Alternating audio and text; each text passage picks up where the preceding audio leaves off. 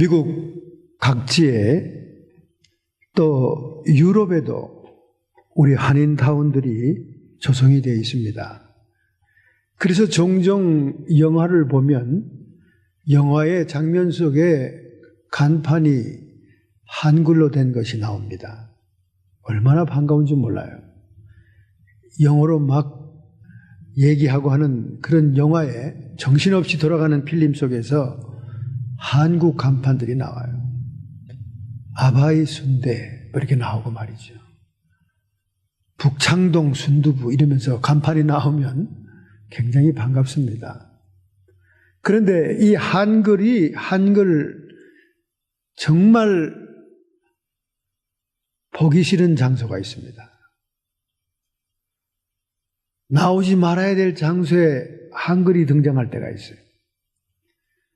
저 시애틀을 올라가다가 캘리포니아 경계선 쯤에 험볼트 카운티에 레드우드 팍이 있습니다. 그 레드우드 팍은 해가 진 다음에 갈 생각하면 안 됩니다. 너무 나무들이 크고 깊어서 하늘이 껌껌하고 보이질 않아요. 밤에 고속도로를 지나가도 레드우드 팍을 지나갈 때는 섬찟합니다. 너무 칠흑 같은 어둠이에요. 그래 낮에 이제 팍을 또 구경하면서 그 엄청난 크기의 나무들, 수천 년 묵은 나무들 그 앞에 설 때 얼마나 옷이 여며지고 경건해집니까? 그런데 거기서 한글을 만나게 되잖아요. 하트 표시가 탁 있으면서 김춘석, 이혜자 서로 사랑하며 이곳을 지나가다. 야무지게 파놨어요. 아주 그냥. 그 모뉴먼트 같은 기념비 같은 우렁차고 우람한 레드우드에 딱 섰는데 딱 정면에 우리 한국의 아들과 딸이 서로 사랑하면서 거기다 그 파느라고 얼마나 나이프를 가지고 한나절을 애를 먹었겠습니까? 하트까지 파놓고는 갔더라고요. 그때 정말로 한글이 보고 싶지 않아요. 아마 외국 사람들은 뭔진 모르겠지만 서로 사랑한다는 소리겠구나. 그건 느꼈을 거예요. 하트가 그려져 있으니까. 그뿐입니까 여러분? 아리조나에 기가 충만하다는 그 붉은 바위에도 한글 이름을 써놓고 갑니다. 저는 그런 걸 많이 봤어요. 킹스 캐년, 세콰이어 팍에도 엄청난 나무 밑에 탁 서서 막 경건한 마음으로 이야, 우리 예수님이 태어나기도 전에 이 나무는 있었구나. 그런 엄숙한 마음으로 이렇게 고개를 숙이는데 빗둥우리에 또 한글이 턱 옆으로 그려져 있는 거예요. 박복자 여기 지나가다 또 써 있는 거예요. 참 복자 양은 힘도 좋지 어쩌다 그렇게 거기다가 또 칼로 파놨는지. 하여간 곳곳에 이름을 기록한 것이 이제 한국 사람들이 세계 여행을 하니까 없는 곳이 없어요. 없는 것이. 유럽 여행 가다 보니까 명승지에 또 그 한글 이름들을 또 파놓고 갔더라고요. 참 우리 한국 사람들은 대단한 열체질이 아닌가. 고추장을 먹고 고춧가루를 먹고 그러니까 이 열체질들 같아요. 그래서 아주 뭔가를 흔적을 남겨놓지 않으면 직성이 안 풀리는 대단한 민족입니다. 우리 한국이 이제 앞으로 1등, 2등, 3등, 최소한 5등 안에는 드는 국가가 되지 않을까. 이런 기세로 가면 말이죠. 세계를 정복할 만한 기세입니다. 마틴과 마크라는 두 청년이 배낭여행을 떠났습니다. 세계 일주를 위하여 그들이 젊은 날에 아르바이트한 모든 돈을 털어서 형제가 배낭여행을 떠났습니다. 그런데 중앙아시아에 천산산맥 근처에 툰드라 지대가 있는데 반은 사막이요 반은 초원인 초원과 사막이 섞여 있는 지대를 지나가게 되었습니다. 마치 우리 미국의 아리조나주 사막 같죠. 자풀이 무성한데 사막이지 않습니까? 여러분 그런 여행을 하다 보면 물도 떨어질 때가 있고요. 식량도 떨어질 때가 있습니다. 근데 이 형제가 마침 굉장히 목이 말랐어요. 그래도 명색이 사막지대가 아닙니까? 초원과 사막이 섞여 있는 지대지만은 너무나 목이 말랐습니다.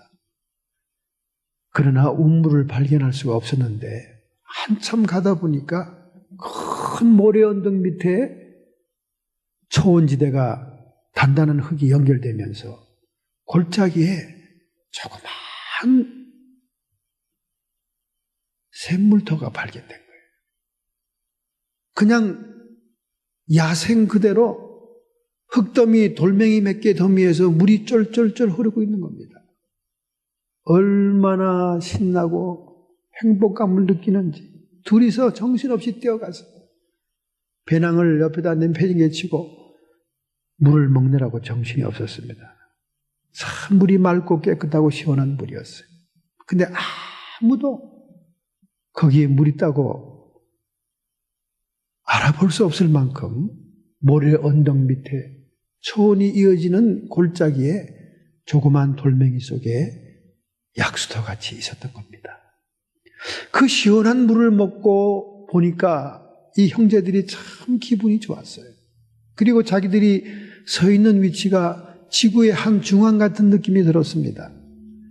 그래서 마크 동생이 이렇게 얘기하는 거예요. 형, 우리 여기 언제 또 올 줄 모르는데 우리 여기 왔다 갔다 하는 기념비 하나 세울까? 그래? 나는 기념비보다 이 샘터가 말이지 전혀 사람들한테 발견이 안 되는 데니까 돌멩이를 좀 잘 이렇게 우물처럼 쌓아가지고 눈에 띄게 이렇게 돌멩이를 돋우면 좋겠는데 아니야, 나는 그거보다 이 샘은 또 마를 수 있잖아. 전화 모래 언덕 위에다가 형 이름하고 내 이름을 갖다 쓰고 싶어. 동생 마커가 형 마틴한테 그렇게 얘기합니다. 그럼 그렇게 해봐. 그래서 골짜기에서 키가 큰 돌을 질질 끌고는 이 마크 동생이 말이죠. 모래 언덕 산 꼭대기에 광개 토왕비 같이 말이지. 우리가 볼 때 그렇게 큰 돌멩이를 하나 탁 세워놓고는 거기다가 형 마틴과 동생 마크가 여기를 지나갔다고 이름을 새겨가지고 글자를 새겨놨어요. 그러는 동안 형은 그 귀한 돌멩이들을 주워가지고 샘터에 울타리를 쳤습니다. 샘이 지형의 변화로 인해서 감춰지지 않도록 우리처럼 여기를 지나가는 배낭족들이 물을 마실 수 있도록 그래서 돌멩이를 막 땀을 흘리면서 세우고는 그 위에는 사람들의 눈에 띌 만한 하얀 돌멩이들을 또 이렇게 높이 세웠습니다. 그리고는 그 형제는 먼 여행길을 떠나갔습니다. 그러다가 그들이 돌이켜 돌아오는 길이 별로 여의치 않다는 현지 사람들의 소리를 듣고는 다시 돌아왔던 길로 가게 된 겁니다. 수개월이 흘렀지만은 그들이 그 조그만 골짜기에 물 먹었던 그 지형을 다시 그 길로 지나가게 되었습니다. 그러니까 이 동생이 들떠 있는 거예요. 반갑고 말이죠. 우리의 이름이 모래 언덕 위에 높이 들려있는 그곳을 또 지나가더니 형, 이번에는 발견하기 쉬울 거야. 그치? 그러면서 막 들떠서 마치 자기네 동네에 가는 것처럼 동생이 즐거워했습니다.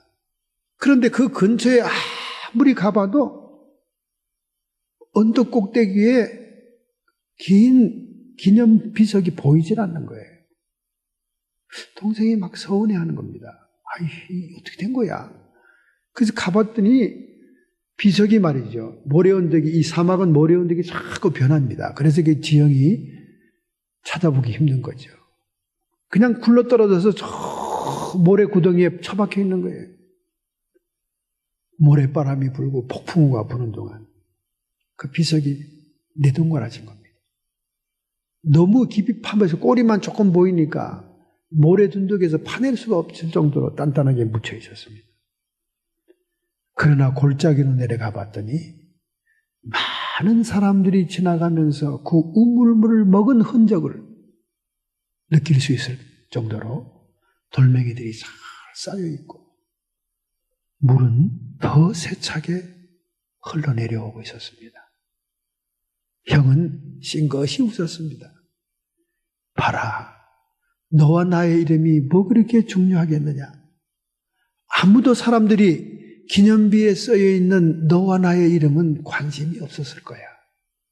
그러나 목마른 배낭족들에게는 이 생수는 자기들의 생명을 연장시키는 음료이기 때문에 그들이 일단 이 물을 먹고 마신 다음에는 너무나 고마워서 돌멩이 하나라도 더 얹고 간 거야. 그래서 이렇게 훌륭한 우물처럼 돌멩이 담이 쌓여 있지 않냐. 그러니까 모래바람이 지나가도 그 돌멩이들이 샘을 없어지게 못한 거지. 그때 동생이 머리를 턱 긁으면서 형보다 나은 동생이 없다더니 형의 말이 오라. 그렇게 웃으면서 둘이 물을 잔뜩 먹고는 수통에도 물을 채우고 다시 배낭여행을 떠났다는 얘기입니다. 여러분, 오늘 본문에 두 본문에 나오는 사울왕과 다윗왕은 너무나 여러분들이 귀에 익숙한 사람들의 이름입니다. 사울왕은 아멜렉과의 전쟁에서 하나님이 진멸하라는 명령을 어기고 하나도 소유를 남기지 말고 모두 없애라는 명령을 남기고 그는 불순종하고 도리어 자기의 이름을 남기기 위하여 갈멜이라고 하는 높은 산언덕에다가 자기의 이름이, 자기의 전승비가 기록된 기념비를 세운 겁니다. 이미 사무엘 선지자는 기도하다가 하나님 앞에 불순종하는 사울의 행적에 대해서 하나님께로부터 듣습니다. 저가 내 명령을 순종하지 아니하였은즉 나도 저를 버릴 것이다. 이 말을 듣고 사무엘이 사울을 찾아갔을 때 사울이 반갑게 선지자를 맞이합니다. 그리고는 뻔뻔스럽게 사울왕은 뭐라고 그럽니까? 제가 하나님의 명령을 다 준행했습니다. 모든 것을 진멸했습니다. 남김없이 멸망시켰습니다. 그런데 양과 소가 우는 소리, 짐승들의 소리가 들리는 거예요. 그래서 사무엘이 이미 자기는 알고 있지 않습니까? 왕이시여, 이 소리가 무슨 소리요? 그랬더니 저 짐승들은 내가 남겨놓은 게 아니라 백성들이 하나님 여호와께 온전한 제사를 드리고자 남겨놓은 것이요. 그렇게 변명을 합니다. 사무엘은 하나님께 들은 말을 그대로 그에게 전달합니다. 왕이 하나님의 명령을 저버렸기에 하나님도 왕을 저버리신다고 했습니다. 그러니까 왕이 당황해가지고 아니 하나님께 제사를 잘 드리기 위해서 남겨놓은 것이지 내가 명령을 순종하지 않은 것이 아니다. 그것도 백성들이 그렇게 하자고 그러는 거 아니냐. 단호하게 하나님의 명령을 전달하게 되자 사무엘의 옷자락을 붙들면서 사정을 합니다. 이스라엘 백성들 앞에 왕으로서의 체면을 좀 지켜주시오. 그러면서 회개하는 모습을 그에게 보입니다. 그러나 그 회개는 입술만 하는 회개였어요. 입술만 하는 회개였어요. 사무엘은 그에게 단호하게 말했습니다. 이는 거역하는 것은 사술의 죄와 같고 하나님의 명령을 불순종하고 말씀을 듣지 않은 것은 사술의 죄와 같다. 이 사술이란 말은 영어로 말하면 위치크래프트입니다. 점치는 사람, 무당들, 그런 사람들이 짓는 죄와 똑같다. 완고한 것은, 자기의 고집을 부리는 것은 사신 우상에게 절하는 죄와 같다. 말 못하는 우상에게 절하는 이유가 뭡니까? 자기를 위해서 절하는 거예요. 자기의 소원과 자기의 욕심을 들어달라고. 그러니까 자기 고집을 피우고 완고하고 자기 욕심 때문에 하나님의 명령을 어기는 것은 우상숭배의 죄와 같다. 왕이 순종하는 것이 제사보다 낫겠습니까? 순종이 제사보다 낫고 듣는 것이 수양의 기름보다 낫습니다. 우리가 예배만 잘 드리면 된다, 교회만 나가면 된다 그러지만은 먼저 순종해야 됩니다. 먼저 순종해요. 저는 영업집에서 돈은 계속 훔쳐가면서 새벽기도 나간다고 자랑하는 일가족을 본 적이 있습니다. 그냥 만나면 우리 요즘 새벽기도 전 가족이 나가요. 근데 여전히 매상에서 돈을 훔쳐갑니다. 남의 팁도 가져가요. 그 하나님이 그 새벽 예배를 받겠어요? 오늘 아침에 늦게 나왔다고 글쎄 그 여자 목사님께서 작정 새벽기도 하루를 더 연장하라고 그랬다고 그러면서 날짜를 맞추는 게 무슨 대수입니까, 여러분? 죄를 여전히 짓고 있는데 그 기도를 들으시겠어요? 그 예배를 받으시겠냐고. 바로 그 말입니다, 여러분. 이 말이 순종이 제사보다 낫고 제사가 필요 없다는 얘기가 아니에요. 제사를 드릴 그런 마음 자세가 안 됐다 그 말입니다. 진정한 회개가 안 됐으니까 여전히 도둑질하고 여전히 양심을 속이고 하나님의 율법을 어기고 있으면서 새벽제단 작정 예배가 무슨 의미가 있냐 그 말이죠. 듣는 것이, 하나님의 말씀을 듣고 순종하는 것이 수양의 기름, 제물로 바치는 그 정성보다 낫다는 겁니다. 그런데 바로 두 번째 시험까지 통과하지 못하는 사울 왕을 왕으로 세우심을 하나님이 후회하게 됩니다.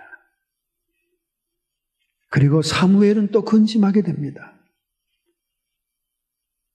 그래서 사무엘은 밤새도록 버림받는 사울 왕을 놓고 하나님께 기도하지 않습니까? 아마 다시 기회를 달라고 그렇게 중보기도 했을 거예요. 그리고 자신의 그 기름 부어 세운 그 왕의 멸망에 대해서 정말 영적인 감수성으로 지체의식으로 안타깝게 기도했을 거예요. 사무엘은 부르짖었다 그랬습니다.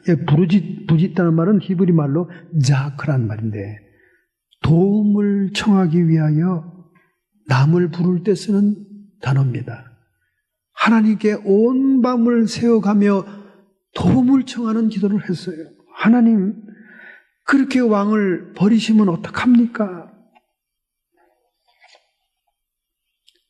그럼 왜 하나님께서는 이렇게 사울 왕을 용서하지 못했을까요? 사울 왕이 저지른 그 재물과 이런 것들에 대해서 하나님이 애착이 있어서 그랬을까요? 하나님이 원하시는 것은 사울 왕 본인입니다. 여러분, 이삭을 데리고 모리아산 꼭대기로 올라간 아브라함, 너무나 잘 아는 얘기지 않습니까? 하나님이 원하시는 재물이 이삭이었겠어요? 하나님이 원하시는 것은 아브라함의 순종이었습니다. 마찬가지로 사울 왕이 하나님께 헌신되기를 원했던 거예요. 원했던 겁니다.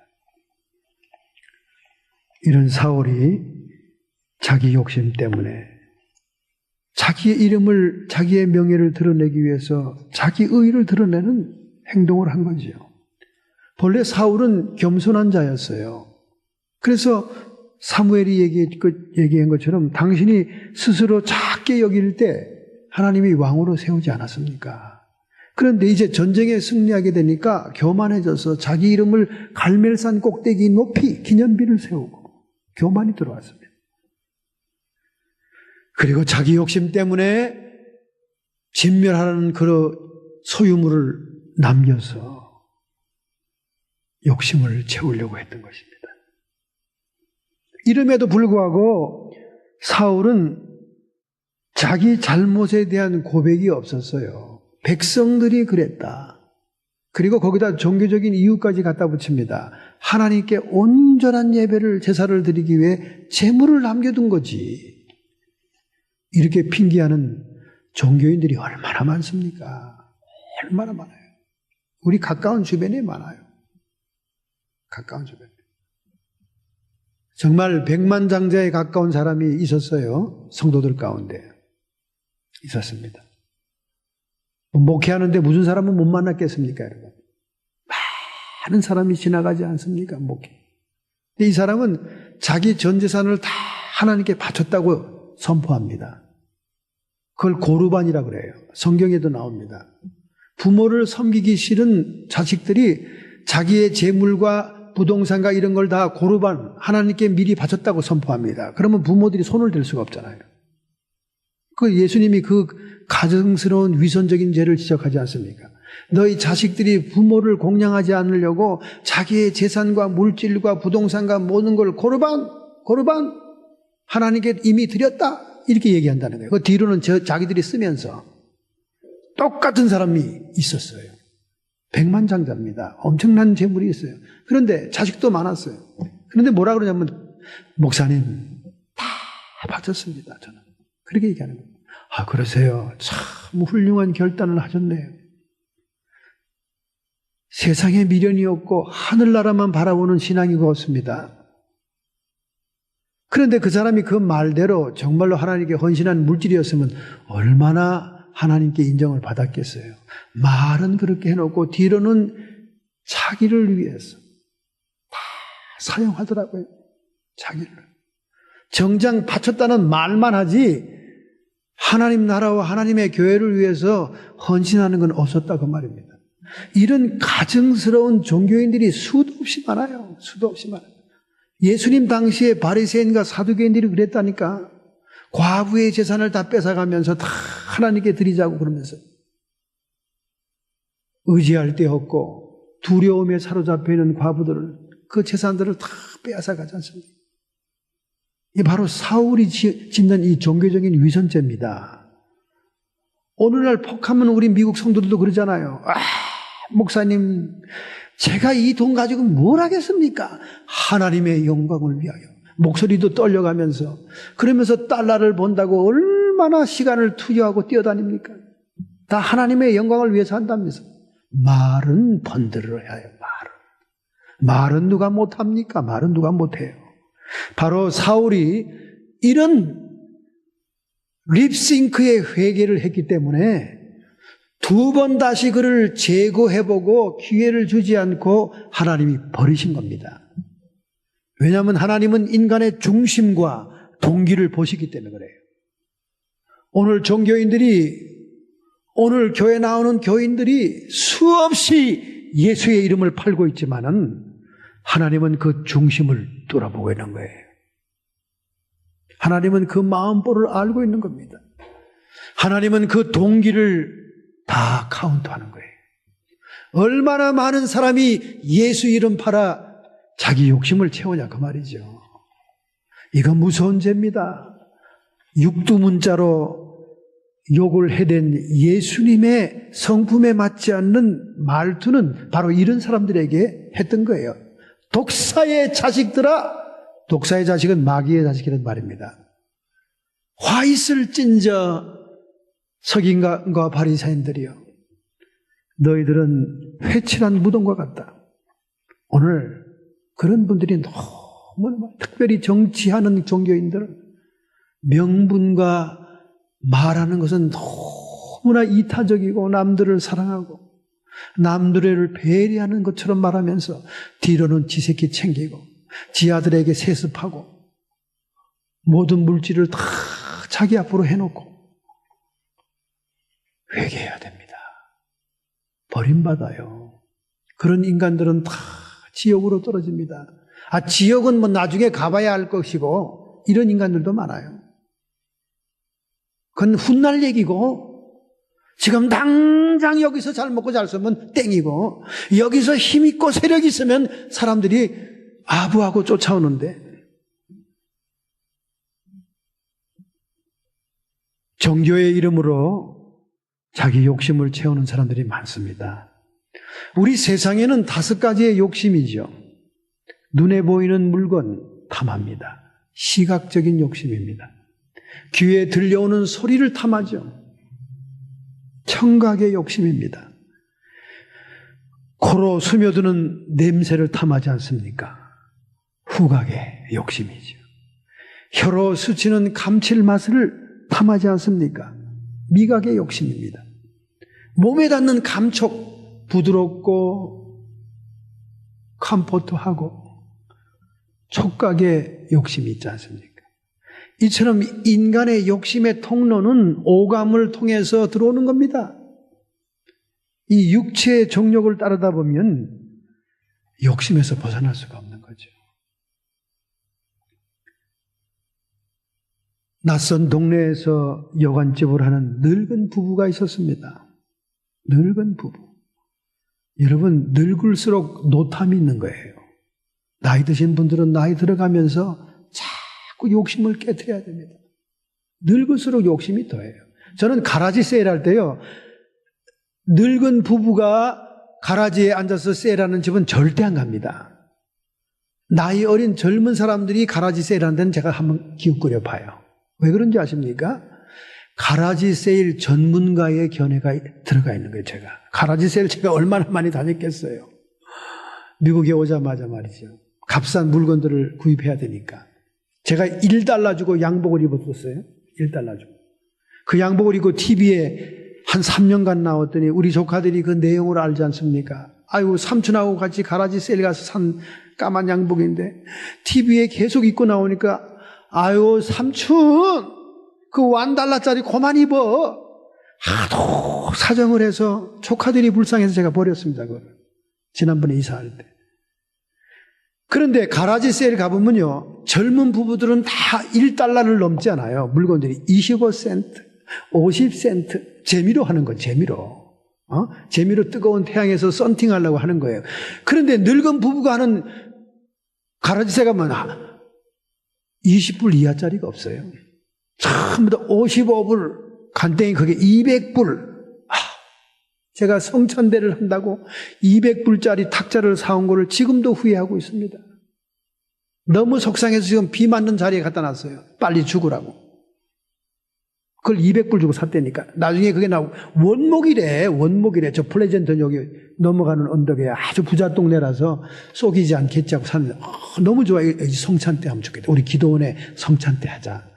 그래가지고 지금도 그게 있어요. 기도원에 두려고 성찬 때 사놓은 게 있습니다. 어딜 봐도 원목이고 멋있어요. 근데 가만히 집에 와서 곰곰이 보니까 그렇게 값 나가는 게 아니더라고. 그걸 200불 주고 산 거 아닙니까? 하나님께 드린다고. 그 노부부가 콧대 세워가지고 가져가려면 가져가고 말라면 말어. 그러니까 제가 그냥 쫄아가지고 놓칠까봐 하나님께 그 날름 샀네. 지금도 너무 아까워요, 그냥. 그 지금 탁 밖에다 갖다 놨는데 이제 곧 쓸 날이 오지 않을까 생각이 됩니다만은, 노부부가 숙박집을 하고 있었어요. 근데 어떤 청년이 탁 가방을 들고 들어와가지고, 이 기증품이 있으니까요, 이거 좀 맡깁시다 하고 맡긴 거예요. 그래서 그 할머니가 달달달달달 떨면서, 손이 떨리니까 떨면서 이렇게 뭔가를 또 확인해야 되지 않습니까, 물건을. 이렇게 보니까 아유, 지폐가 꽉 들은 거예요.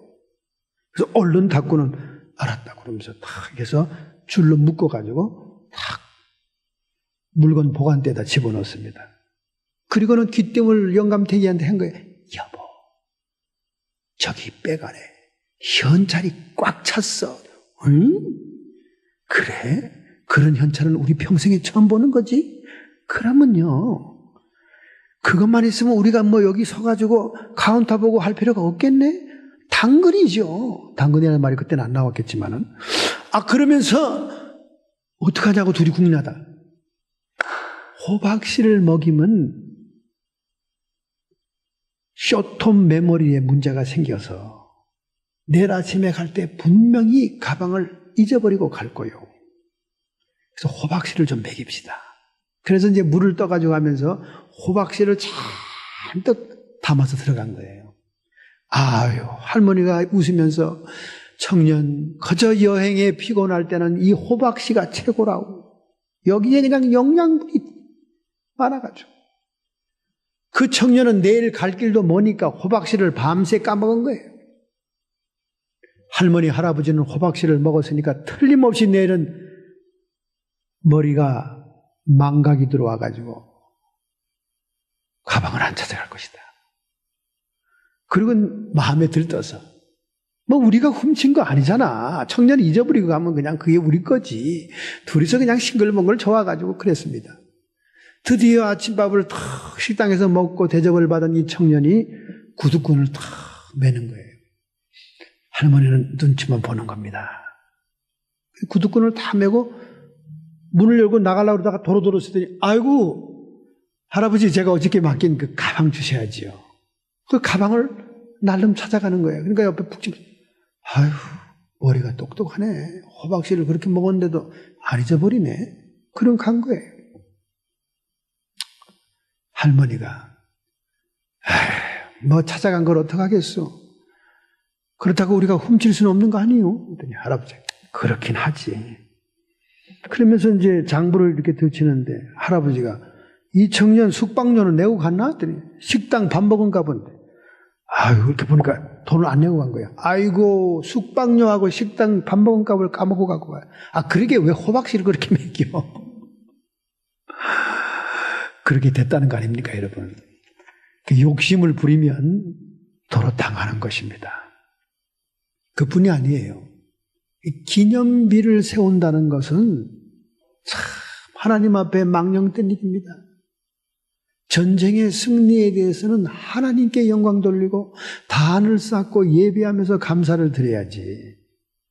갈멜산 꼭대기에다가 기념비를 세웠다. 이런 분들 많아요. 목사님이 제일 무서워하는 두 종류의 사람이 있습니다. 한 사람은 40일 금식 기도를 밥 먹듯이 하는 평신도. 목사님들이 제일 무서워해요. 40일을 뭐 한 번, 한 사람 글쎄요. 한두 번 이상 한 사람을 제일 무서워합니다. 40일. 그게 벼슬이 되거든요. 그 다음에 목사님들이 두 번째로 무서워하는 사람이 누구냐? 신학대학을 완전히 졸업하고 이무기로 남은 사람, 용이 안 된 사람. 신학교를 완전히 대학원까지 졸업하고는 목사 한 수만 안 받고 장로가 되어서 교회 안에 떡 버티고 있는 사람. 이 두 사람을 목사님들이 제일 무서워하고 제일 싫어해요. 교회 안에 금식 기도대장이 있으면 골치 아픕니다. 골치 아파요. 저도 이런 분 겪어봤어요. K 장로라고 계신데 금식 기도를 3번 했습니다. 목사님들이 금식 기도 40일 한 번 하기도 생명과 목숨을 거는데 자신은 3번 했다는 거예요. 뭐 하긴 뭐 졸업장, 수료장을 본 사람이 없지만은 자기 입으로 그러니까 명함도 파가지고 다니니까 금식 기도 3회 실시 이렇게 써놨어요. 그런데 이 장로님은 이 금식 기도 한 경력이 상당한 벼슬입니다. 교회 안에 무슨 일이거나 무슨 행사나 무슨 회의나 모든 일을 결정할 때 마지막 결론은 자기가 결정을 내야 되는 거예요. 내가 40일 금식 기도를 3번이나 한 사람으로서 여러분의 모든 얘기를 종합해 본 결과 하나님은 이것을 좋아하시는 것 같습니다. 그렇게 얘기하면 모든 교인들이 그냥 따라줘 버리는 거예요. 따라줘 버리는 거예요. 40일 금식 기도가 이 K 장로에게는 기념비입니다. 기념비. 자기를 드러내는 벼슬이에요. 그래서 아무것도 세상에서 내놓을 것이 없는 사람들이 금식 기도를 했다 그러면 이건 무서운 탱크가 돼요. 아무도 그 사람 못 말립니다. 아무도 그 사람을 제지할 수가 없어요. 여러분, 금식 기도의 의미가 뭡니까? 자기 육을 죽이는 과정이에요. 그것도 40일씩이나 생사의 갈림길을 뛰어넘는 겁니다. 자기를 처복종시키고 깨트리고 예수님의 그 십자가의 흔적을 따라가는 자기를 죽이는 작업이 40일 금식 기도인데 40일 금식 기도가 회를 거듭할수록 자기 모가지가 길어지기 시작하면서 뱀이 나오기 시작하고 교만이 하늘을 닫는다 그 말이에요. 이게 문제라는 거죠. 이게 기념비, 자기 의의가 드러나는 거죠. 저는 40일 금식 기도를 전면에 내세우는 사람은 40일 금식 기도를 제대로 한 사람이 아니라고 생각합니다. 또 성도들이 이런 말하죠. 우리 목사님은 영성의 대가입니다. 영성이란 말과 대가란 말이 같이 쓸 수 있는 말이 아니에요. 영성의 깊음은 깊을수록 소가가 돼야 돼. 소가. 작아져야 돼. 작아져. 우리 목사님은 영성의 대가다. 그러면 그 목사님은 자기 의가 강하고 기념비를 세우는 목사님이에요. 자기 이름을 드러내는 사람이에요. 양들이 순진하니까 자기 자랑하고 자기 이름을 드러내면 침을 질질 흘리면서 그냥 교주 따라같이 따라갑니다. 정신들 차리세요. 정신들 차려. 말씀이 아닌 것은 따라가지 말아요. 자기 의를 버려야 되는 거예요. 자기를 위한 기념비를 버려야 되는 거예요. 여러분, 우리 성경에 이런 분이 있었습니다. 기념비를 세우는 사람이 있었어요. 창세기 10장과 12장에는 주목할 만한 두 사람이 나오는데 그 중에 니므롯이라는 사람이 나옵니다. 이 니므롯은 함의 손자여 구스의 아들로서 여호와 앞에 특이한 사냥꾼이었다. 세상에 처음 난 영웅이었다. 그래서 신할 성읍을 4성읍이나 가지고 있고 아수르의 성읍을 4성읍이나 건축한 자로서 결국은 창세기 10장 9절부터 12절에 바벨탑 사건의 주모자로 등장합니다. 바벨탑. 여러분, 바벨탑의 건축의 목적이 뭡니까? 창세기 11장 4절에 니므롯이 선포합니다. 성과 대를 쌓아 대 꼭대기를 하늘에 닿게 하여 우리의 이름을 내고 온 지면에 흩어짐을 면하자. 노아의 홍수 이후에 하나님은 분명히 더 이상 만물을 물로 심판하지 않겠다는 무지개의 약속을 주었건만 하나님을 믿지도 않고 거역하는 이 니므롯은 홍수를 대비할 하늘에 닿을 건축물을 건설하게 되는 거예요.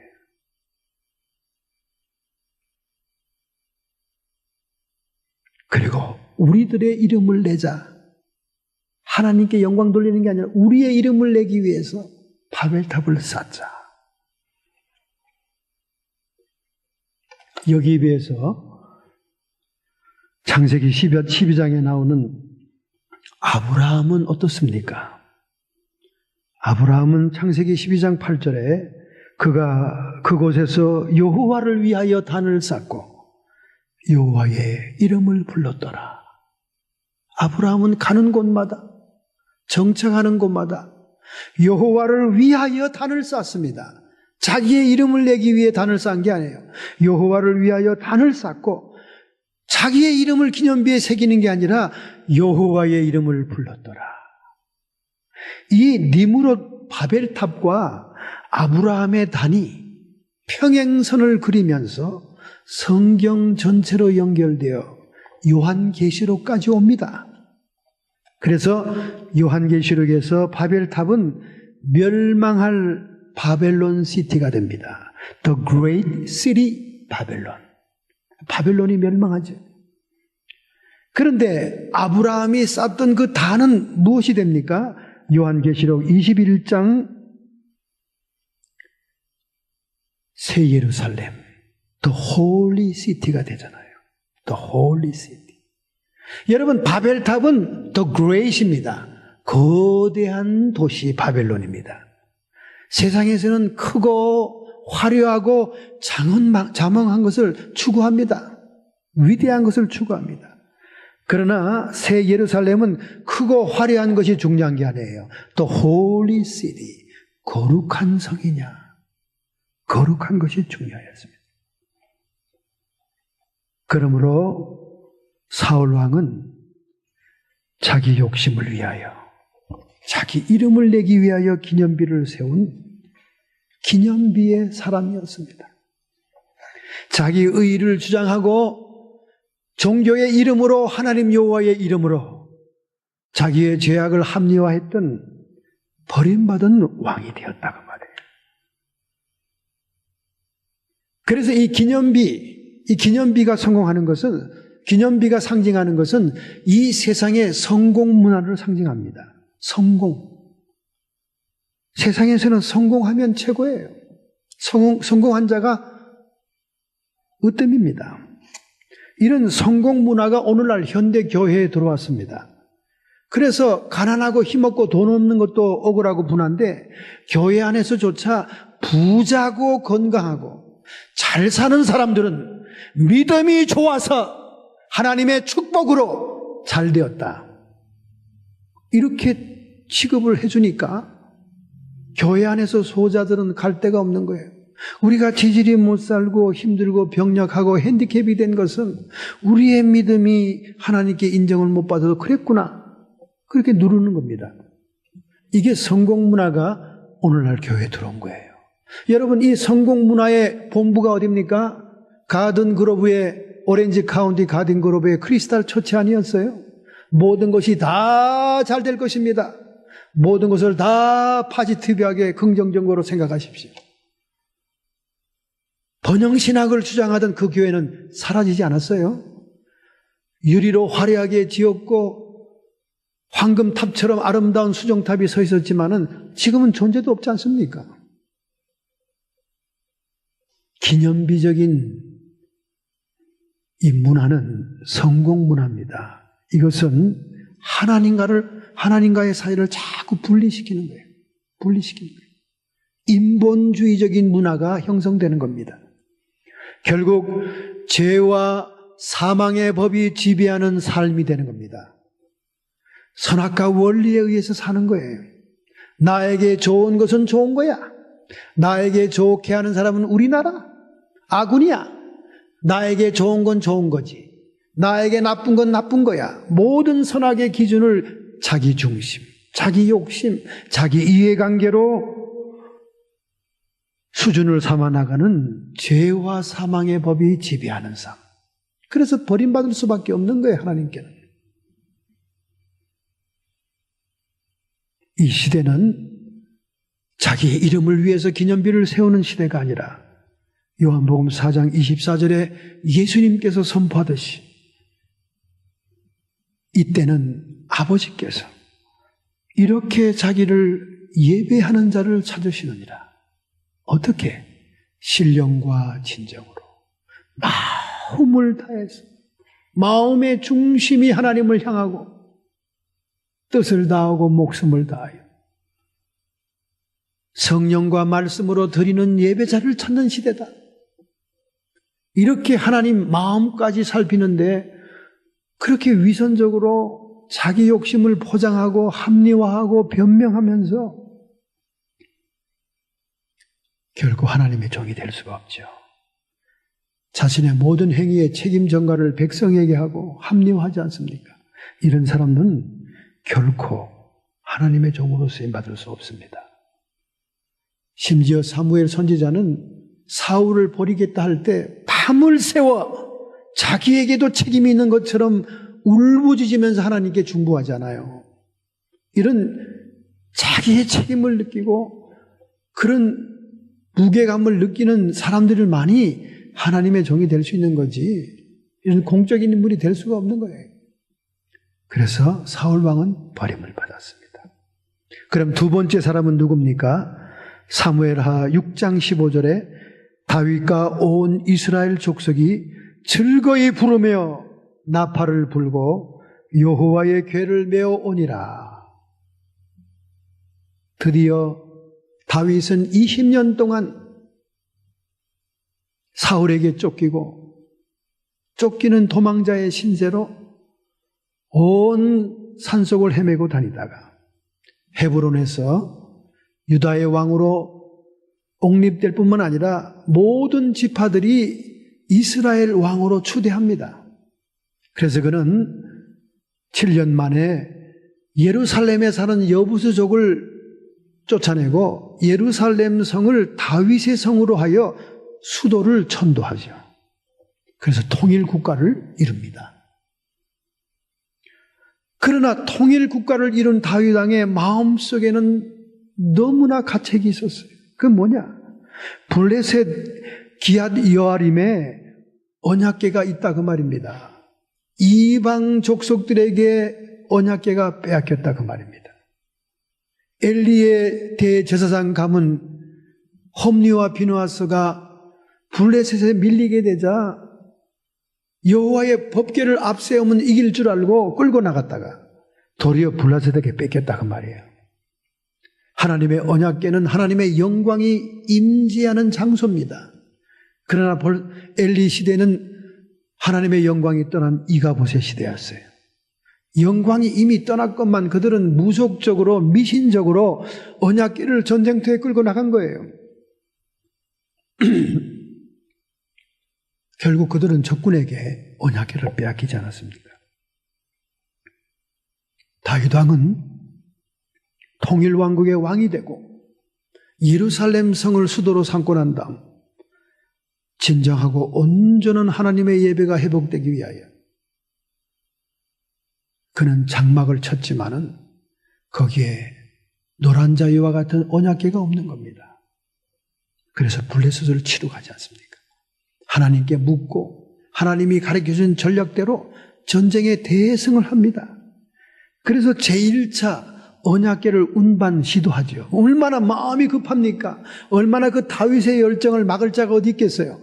그래서 수레, 참 깨끗하고 좋은 새 수레를 가지고 언약궤를 실어가지고 오는데 거기 책임자였던 우사가 타작마당에 수레가 도착을 하자 소가 움직여서 법궤가 옆으로 쓰러지려고 하니까 그 법궤 넘어지는 걸 막기 위해서 손을 댔더니 그 자리에서 즉사했지 않습니까? 다윗은 너무나 의아했습니다. 그 다윗의 열정과 하나님 사랑하는 마음을 이렇게 하나님이 몰라주시나. 그러나 다윗은 마음이 성급했을 뿐입니다. 여러분, 언약궤 위에 있는 그룹 천사의 이름이 뭐라 그랬습니까? 오른쪽에 있는 천사는 지식의 천사요, 왼쪽에 있는 천사는 열정의 천사라고 그랬어요. 오늘 여러분과 저가 어떠한 신앙을 가져야 법궤에 하나님의 영광이 임하듯이 하나님의 임재가 있느냐 하면 지식과 열정이 겸전이 돼야 됩니다. 하나님에 대한 지식이 있어야 돼요. 하나님이 원하시는 뜻이 무엇인지, 말씀이 뭐라고 하는지 지식이 들어가 있어야 돼요. 그리고 지식만 가지고 있으면 안 됩니다. 지식만 가지고 있으면 쿨한 아주 차가운 신자가 되죠. 교만한 신자가 됩니다. 지식이 많으면. 열정이 있어야 돼요. 감성이 풍부해야 돼요. 그게 겸전해야 그곳에 하나님의 임재가 있고 하나님의 영광을 받는 거예요. 다윗은 제1차 언약궤를 운반할 때 열정은 있었지만은 지식이 없었어요. 왜냐하면 이미 율법에 고핫 자손이 어깨에 메고 언약궤를 운반해야 된다는 규정이 있었건만 너무나 열정이 지나치고 성급하니까 새 수레에 빠른 시간에 운반하려고 시도했던 겁니다. 수레에 무엇을 운반하는 것은 가나안 토착 우상 섬기는 문화예요. 그리고 우상신들을 다 수레에다 운반해 다닙니다. 하나님이 원하는 방법이 아니었기 때문에. 그리고 제사장도 손댈 수 없는 법궤를 우사라는 책임자가 손대자 그 자리에서 죽게 된 거예요. 여기에 너무 다윗 왕이 낙심합니다. 낙심해요. 그래서 오벳 에돔이라고 하는 블레셋 사람 집에 임시로 법궤가 무서우니까 맡겨놓습니다. 아이고야 무섭다. 이 정도면 법궤를 어떻게 옮기지? 다윗이 탄식을 합니다. 그런데 3개월 후에 법궤가 있는 그 오벳 에돔의 집에 하나님의 축복이 쏟아졌다는 얘기를 듣게 됩니다. 비록 이방 사람이지만은 법궤를 모시고 있다는 것 하나 때문에 복이 쏟아 부어졌다는 거예요. 나중에 법궤가 옮겨가더라도 그 집은 계속 복을 받습니다. 그 얘기를 들으니까 다윗 왕이 옳거니 다시 법궤를 옮겨와야 되겠다. 그래서 이번에는 율법에 규정한 그대로 고핫 자손들이 언약궤를 어깨에 메고 손수 걸어서 다윗의 성으로 옮겨오는 제2차 시도를 하게 됩니다. 6 발자국을 옮겼을 때 이제는 재앙이 떨어지지 않는구나. 이제는 죽음이 따르지 않는구나. 좋아서 그때부터 춤을 추기 시작합니다. 6걸음까지는 지켜본 거예요. 또 죽으면 어떡하나. 6걸음 이후에 춤추면서 따라오는 거예요. 그런데 이미 다윗 왕은 왕의 옷을 벗었습니다. 배 에봇옷을 입었어요. 배 에봇옷은 제사장이 입는 옷이 아닙니다. 특별한 종교의식과 예배의식에 참석하기 위한 세마포 옷이었어요. 그 옷을 입고 왕의 모습이 아닌 예배자의 모습으로 겸손하게 법궤를 따르면서 춤을 추고 소고를 치고 노래를 부릅니다. 궁궐의 창문에서 내다보는 그의 아내 사울의 딸인 미갈이 딱 쳐다보면서 왕이 참 채신도 없구나. 왕복을 벗어제치고 어린애처럼 춤추며 따라오고 춤도 너무나 지나치니까 배옷이 내려가서 하체가 보일 정도가 되니까 저런 채신도 없는 아이고 시골뜨기 같으니라고 없이 여겼다 그랬어요. 나중에 이 미갈은 태문이 닫히는 저주를 받게 되고 그리고 다윗의 왕으로서 더 이상 잊지 못하고 나중 어떤 서민의 남자의 아내로 살게 되죠. 하나님 앞에서 어린아이와 같이 춤추는 것, 찬양하고 노래하는 것, 그리고 왕의 옷을 벗고 겸손하게 예배자로서 예배하는 다윗의 모습은 도리어 하나님이 기뻐하신 모습이었던 거예요. 할렐루야. 그리고는 다윗이 친 장막의 법궤를 모시고 24시간 새 반차를 따라 찬양대를 조직하고 예배드리는 그 예배가 쉬지 않은 다윗의 장막의 예배가 시작된 겁니다. 다윗의 장막의 예배는 쉬는 법이 없어요. 마치 21세기 현대교회처럼 누구나 법궤에 접근해서 함께 예배를 드리고 찬양하고 영광을 돌리는 다윗의 장막이 시작된 거지.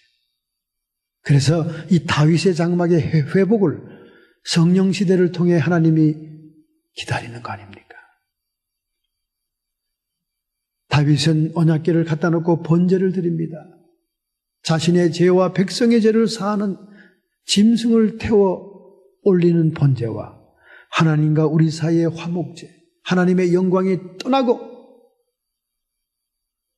언약궤를 이방 땅에 처박아 두었던 그 모든 불화했던 하나님과의 관계를 청산하는 화목제를 드리면서 언약궤를 안치하죠. 그러나 다윗은 곧바로 하나님께 탄식을 합니다. 하나님, 내가 백향목으로 지은 아름다운 궁궐에 거하건만 우리 하나님의 언약궤는 텐트 장막에 있사오니 내가 하나님의 성전을 지어 드리리다. 그렇게 나단 선지자를 통해서 얘기를 하게 되니까 나단 선지자가 그 문제를 놓고 하나님께 기도하니까 다윗을 통해서는 성전을 받지 않고 그의 아들을 통해서 받으리라. 다윗의 손에는 피가 있습니다. 그렇게 얘기합니다. 겸손하게 그 나단 선지자의 말을 듣습니다. 그리고는 모든 성전을 지을 수 있는 제목과 재료들과 물자들을 다 모아서 그의 아들 솔로몬이 성전을 지을 수 있도록 다 하지 않습니까? 그때 사무엘하 7장 8절부터 17절에 나단 선지자를 통해 다윗의 언약이라는 축복이 임합니다. 내 집과 내 나라가 내 앞에서 영원히 보존되고 내 위가 영원히 견고하리라. 할렐루야. 이것이 바로 언약궤의 사람 다윗 왕의 축복입니다. 여러분, 이 언약궤, 자기의 이름을 내기 위한 기념비에 중점을 두는 사람이 아니고 하나님을 예배하고 하나님의 일을 높이고 하나님께 영광 돌리고자 하는 이 언약궤의 사람 다윗 왕은 승리 문화의 상징이에요. 예수의 이름으로 승리하고 여호와의 이름으로 승리하는 문화의 상징입니다. 이 승리 문화의 특징은 뭐냐? 성공하지 않은 사람이라도 괜찮아요. 출세하지 않은 사람이라도 괜찮아요. 일찍 청산과부가 된 사람도 괜찮아요. 일찍 부모를 잃어버린 고아도 괜찮습니다. 그런 불안과 환난과 역경과 불합리 속에서도 예수님 이름 때문에, 여호와의 이름 때문에 이기는 자가 되는 것, 승리자가 되는 이 승리 문화가 언약궤의 사람의 문화입니다. 오늘 우리 교회의 문화는 이 승리 문화예요. 요한계시록 2, 3장에 소아시아 7교회 성령이 편지할 때마다 결론이 뭡니까? 이기는 자에게 생명나무의 과실을 먹게 하리라. 이기는 자에게 보좌에 함께 앉게 하리라. 이기는 자에게 감추인 만나를 주리라. 이기는 자에게 생명의 면류관을 주리라. 승리문화예요. 승리문화. 내 처지, 내 인생이 실패로 점철되고 환난으로 점철되어서도 내가 주의 이름으로 믿음을 지키고 승리했습니다. 할렐루야. 이 세상에서 부귀영화 누리고 아쉬운 것이 없고 모든 것을 누린 사람들은 하나님의 나라에 대한 애착이 없어요. 별로입니다. 너무나 이 세상이 좋아서, 너무 좋아서. 그런데 오늘 여러분과 저처럼 여기서 얻어맞고 저기서 얻어맞고 환난을 통과한 사람들은 이 세상이 난정이 떨어져서 미련이 없어요. 하나님 나라가 아니면 위로가 안 됩니다. 여러분, 제가 환난과 고난과 역경 있기 전에는요, 부흥회 다닐 때마다 사람들이 배꼽을 열어놓고 부흥회를 참석했습니다. 얼마나 웃기고 재밌는지.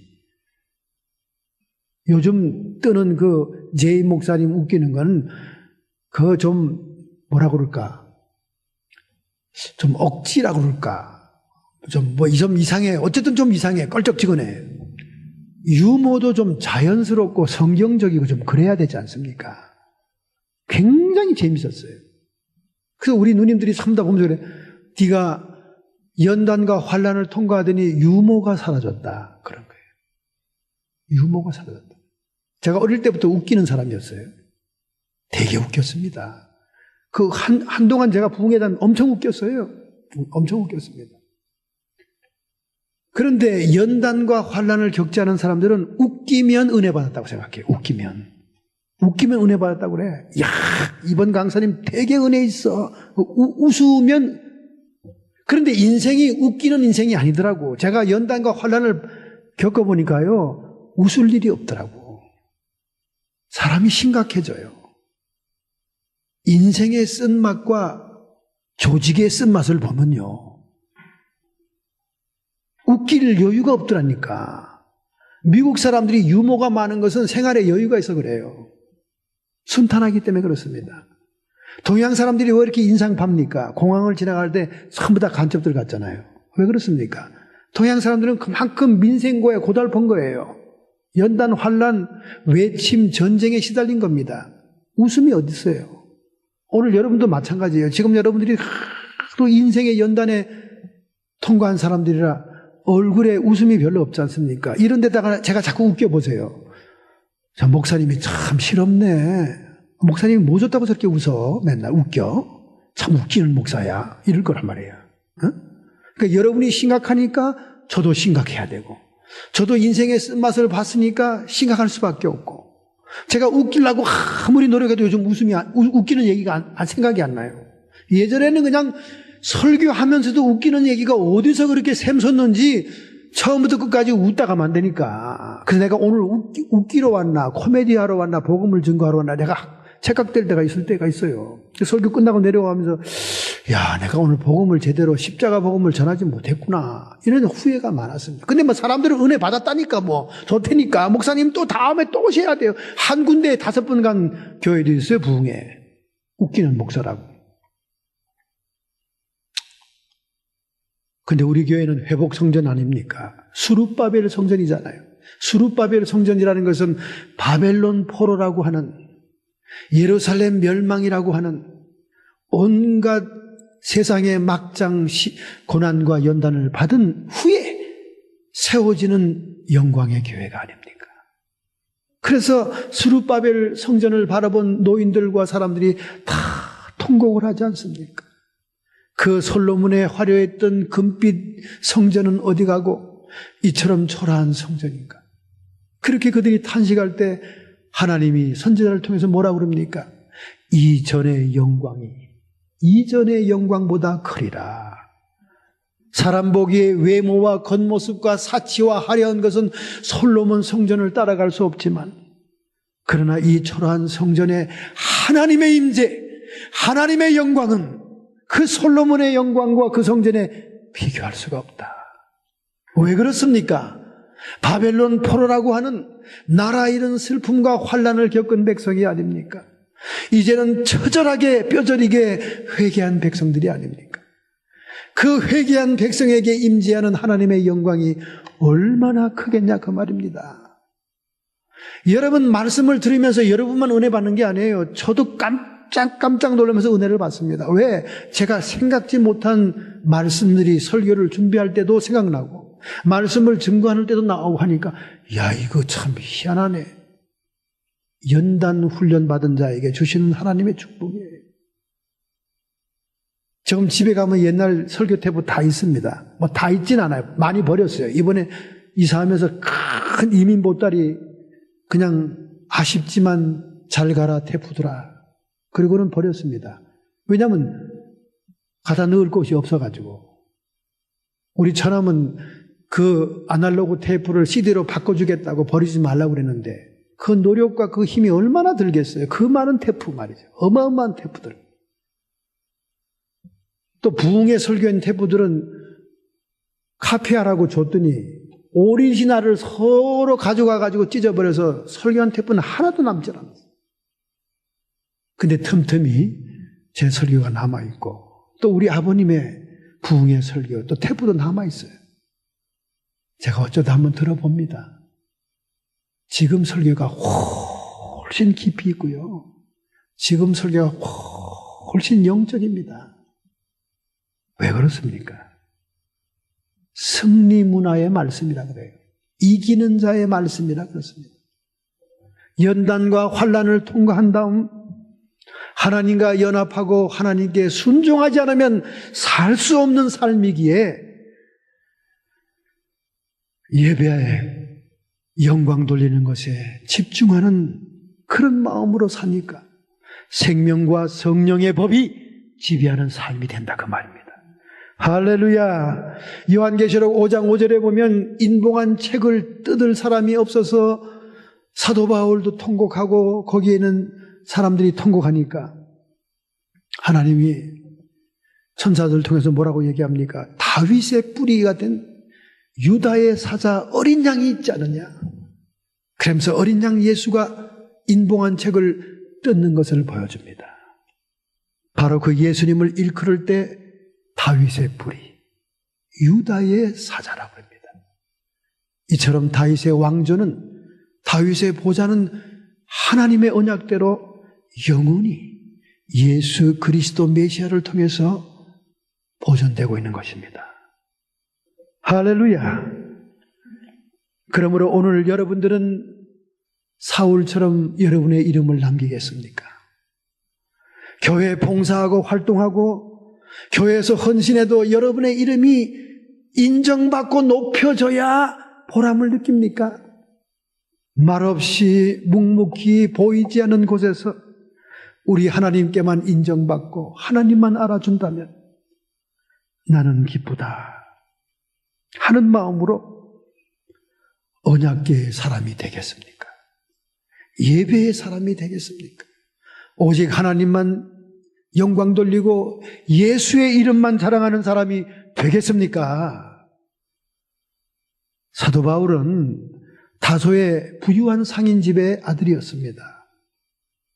그래서 로마의 시민권도 돈으로 살 수가 있었어요. 영향력 있는 사람이었어요.